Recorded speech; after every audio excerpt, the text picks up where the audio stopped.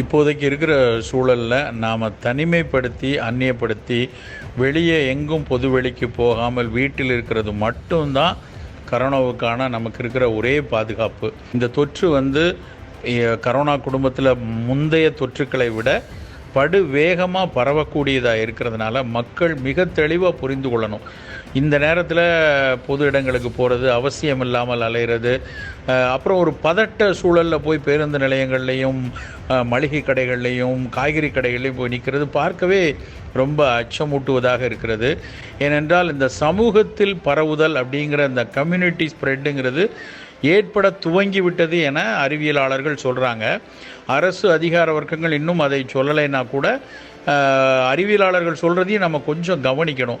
அப்படி இருக்கிற பட்சத்தில் ஒரு ஏசிம்டமேட்டிக்காக, அதாவது குறிகுணங்கள் இல்லாமல் கரோனா கிருமியை நம்மளுடைய சுவாச மண்டலத்தில் கொண்டுள்ள சாதாரணமாக இயல்பாக இருக்கக்கூடிய மனிதர்கள் ஏராளமாக இருக்கலாம்.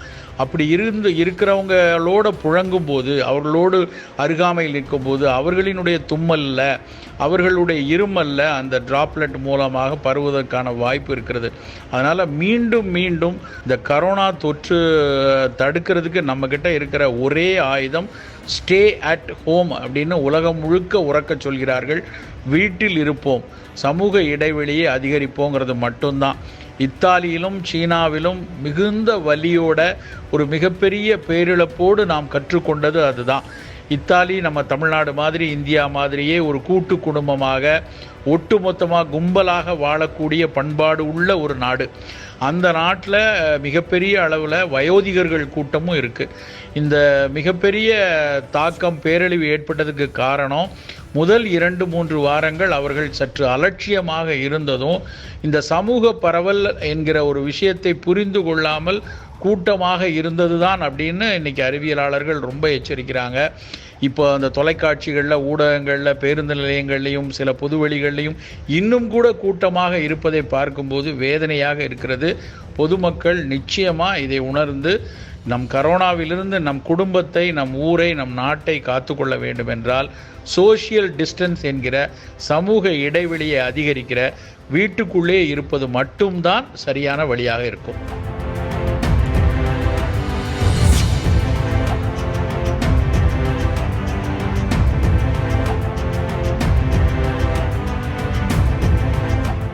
இத்தாலியை விட அல்லது கிட்டத்தட்ட இத்தாலியின் சில நகரங்களில் இருக்கிற நெருக்கமான ஒரு சூழல் போல் இந்தியாவிலும் இந்திய தமிழ் நகரங்கள்லேயும் நிறைய நெருக்கமான குடியிருப்புகள் இருக்குது. நிச்சயமாக நம்மளும் கொஞ்சம் எச்சரிக்கையாகத்தான் இருக்கணும். பட் அங்கே இருந்ததை விட நம் மக்கள் சற்று ஒரு முன்னெச்சரிக்கையாக இருப்பதற்கான நடவடிக்கைகளை அரசும் எடுத்திருக்கிறது. அந்த பிரதமர் சொன்ன ஜனதா கர்ஃப்யூக்கு அப்புறம் மக்கள் கொஞ்சம் அதை புரிந்து கொண்டு சற்று கவனமாக இருக்கிறார்கள். ஆனால் அதுவும் ஒரு படித்த மேல்தட்டு மக்களிடம் இருக்கக்கூடிய விழிப்புணர்வு ஒரு வெகுஜன பாமர மக்கள்கிட்ட இன்னும் வராதது போல் இருக்கிறது. மொத்தமாக லாக் அவுட் பண்ண போகிறோம், 144 பண்ண போகிறோம்னு சொன்ன உடனே பல ஒரு விளிம்பு நிலை மக்கள், அன்றாட வாழ்வாதாரம் செய்பவர்கள், அன்றாடம் பணியில் இருப்பவர்கள், சில சிறு நிறுவனங்களில் வேலை செய்கிறவங்கள்லாம் சொந்த ஊருக்கு போவதற்காக ஒட்டுமொத்தமாக குவிந்து இருந்ததை பார்க்கும்போது நாம் சற்று அச்சத்தோடு அணுக வேண்டியிருக்கு. மீண்டும் அவர்களிடமும் நாம் உறக்கச் சொல்ல வேண்டும், இந்த விழிப்புணர்வை கொண்டு செல்ல வேண்டும். அப்படி செய்தால் மட்டும்தான் இத்தாலியில் நடந்த ஒரு பேரிழப்பு அடுத்த ஓரிரு வாரங்களில் நம் ஊரில் நடைபெறாமல் பார்த்து கொள்ள முடியும். இது இன்றைக்கு மறுபடியும் வலியுறுத்தி சொல்வது, இன்றைக்கு இருக்கக்கூடிய ஒரே காப்பு வீட்டில் இருத்தல் மட்டுமே.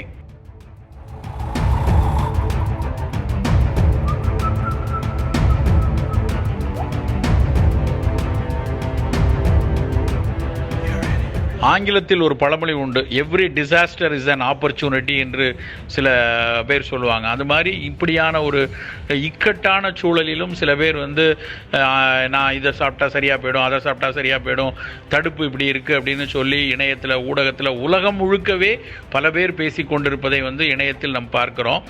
இது ரொம்ப தவறான ஒரு சூழல். அரசு சொல்லக்கூடிய ஸ்டே அட் ஹோம் அப்படிங்கிற வீட்டில் இருப்பது மட்டும்தான் காப்பு. எந்த ஒரு மூலிகை மருந்துகளோ, இல்லை என்றால் நவீன மருந்துகளோ, இல்லை என்றால் ஒரு இணையத்தில் பல்வேறு செய்திகள் வருது, அதற்றையெல்லாம் வைத்து கொண்டு இது என்னை காக்கும் என நினைப்பது மிக தவறான ஒரு அணுகுமுறை.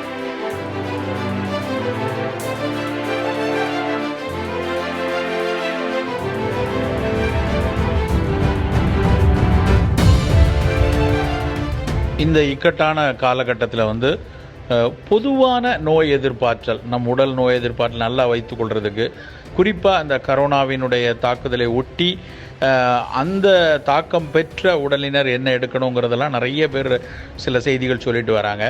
குறிப்பாக சமீபத்தில் நடந்த ஆய்வுகளில், தென்கொரியாவிலும் சீனாவிலும் நடந்த ஆய்வுகளில், இந்த கரோனா பாதிப்புற்றோர்கள்ட்ட நடந்த ஆய்வில் துத்தநாக சத்தும் விட்டமின் டியும் விட்டமின் சி இந்த மூணும் நல்லா இருக்கணும் அப்படிங்கிற கருத்து வந்து அறிவியலாளர்கள் சொல்லக்கூடிய கருத்து. துத்தநாகங்கிற ஜிங்க் சத்து நம்மளுடைய நட்ஸில் எல்லாத்துலேயுமே நிறையவே இருக்குது. பொதுவாக நம்ம பயன்படுத்தக்கூடிய சாதாரண நிலக்கடலை, நல்ல சிவப்பு சென்னா, அதுக்கப்புறம் பாதாம் பருப்பு, முந்திரி பருப்பு, இதில் எல்லாம் நாகச்சத்துங்கிற அந்த துத்தநாகச்சத்து, அதில் ஜிங்க் இருக்குது, அதை பயன்படுத்திக்கலாம். எல்லா கீரைகள்லையுமே கொஞ்சம் கொஞ்சம் துத்தநாகச்சத்து உண்டு, அதை எடுத்துக்கொள்ளலாம். விட்டமின் டிக்கு வந்து நம்ம சூரிய வெளிச்சம் நமக்கு இயல்பாக நம்ம அந்த நாட்டிலலாம் இல்லாத விட இந்த நாட்டில் நிறையா கிடைக்கும். நம்ம வெளியே போகக்கூடாதுங்கிறதுனால வீட்டில் மொட்டை மாடி இருந்தாலோ இல்லை பால்கனி ஜன்னல் பக்கம் இருந்தாலோ ஒரு 20-25 நிமிடம் வெயில் படும்படி நிற்கலாம். அப்புறம் பட்டன் மஷ்ரூம்னு சொல்லக்கூடிய மஷ்ரூம் வந்து நம்ம வந்து பயன்படுத்திக்கிட்டோம்னா அதுவும் வந்து விட்டமின் டி சத்தை நமக்கு நிறைய கிடைக்கும். இது இல்லாமல் வந்து விட்டமின் சிக்கு எலுமிச்சை, ஆரஞ்சு, கமலா ஆரஞ்சு இவற்றை பயன்படுத்திக்கலாம். பொதுவாக சுவாச மண்டல நோய் எதிர்ப்பாற்றல் நல்லா இருக்கணும் அப்படின்னா நம்ம புரதச்சத்து நல்லா எடுக்கணும். மரக்கறியாளர்கள் இந்த நம்ம சொன்ன பயிறு வகைகள் எடுத்தாலே போதும். புலால் கறி சாப்பிட்றவங்களுக்கு மீன், கோழிக்கறி, முட்டை இதெல்லாம் எடுத்துக்கலாம். கரோனாவை வச்சுக்கிட்டு எல்லாரும் கோழிக்கறி புலால்லாம் வேண்டான்னு பயப்படுறாங்க. அது அவசியம் இல்லாதது. அதை எடுத்துக்கொள்றதில் அவங்க அதுக்கு பழக்கம் இருந்தால் புலால் உணவுக்காரர்கள் அந்த புரதத்தை எடுத்துக்கொள்ளலாம். அப்புறம் பொதுவாக சுவாச மண்டல எதிர்ப்பு அப்படின்னா சுக்கு, மஞ்சள், அதுக்கப்புறம் துளசி, வெற்றிலை, எல்லாத்த விட மிளகுத்தூள் இதை நிறைய பயன்படுத்திக்கலாம். இனிப்பு வேண்டாம்.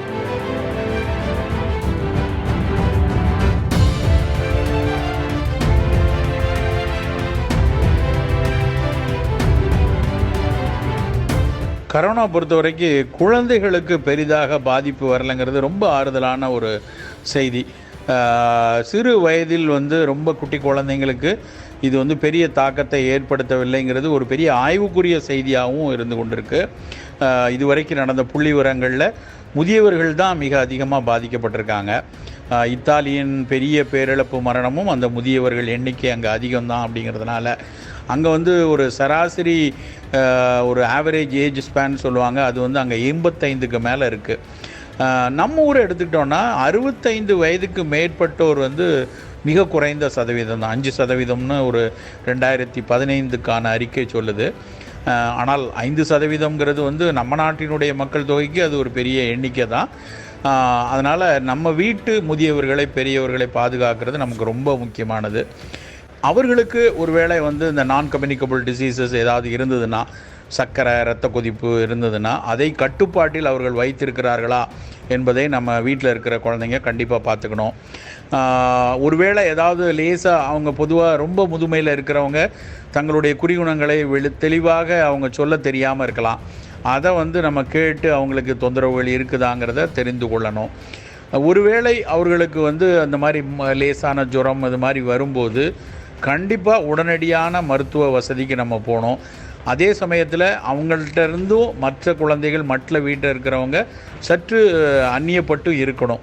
இது கொஞ்சம் ஒரு இக்கட்டான ஒரு சூழல் தான். நம் பண்பாட்டு சூழலுக்கும் நம்முடைய வாழ்வியல் சூழலுக்கும் நாம் வந்து பெரியவர்களை அரவணைத்து இக்காலகட்டத்தில் நிற்க வேண்டிய நேரத்தில் இந்த வைரஸை பொறுத்த மட்டும் நம்ம தள்ளி தான் நிற்கணும். அதனால் வீட்டு பெரியவர்களுக்கு யாருக்காவது தொந்தரவு வந்ததுன்னா உடனடியாக மருத்துவ ஆலோசனை எடுத்துக்கொள்வதும், அவர்களிடமிருந்து குழந்தைகள் மற்ற வீட்டில் இருக்கிறவங்க தள்ளி நிற்கிறது இந்த காலத்தின் மிக கட்டாயமான ஒரு விஷயம். அதை எடுத்துக்கொள்ளணும்.